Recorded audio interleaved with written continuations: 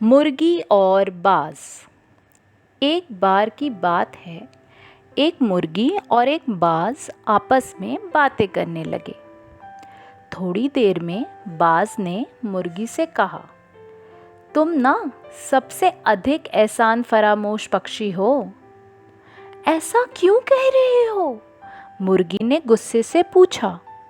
बाज ने जवाब दिया, तुम्हारा मालिक कितना ख्याल रखता है तुम लोगों का।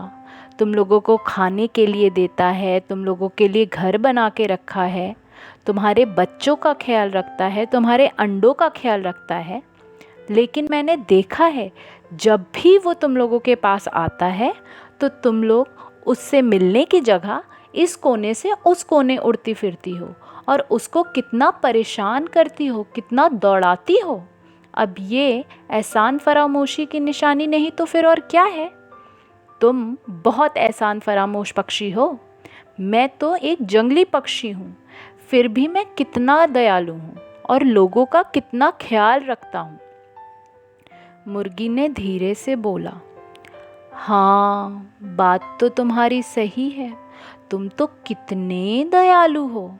लेकिन एक बात बताना ज़रा, क्या तुमने कभी भी दूसरे बाजों को कट करके बाज़ार में बिकते हुए देखा है? या तुमने कभी भी दूसरे बाजों को आग में भूनते हुए देखा है? अगर ये मालिक मेरी जगह तुम्हारा होता ना, तो तुम इस कोने से उस कोने ना उड़ रहे होते, बल्कि पहाड़ियों में ही उड़ जाते और कभी भी वापस धरती पे कदम नहीं रखते।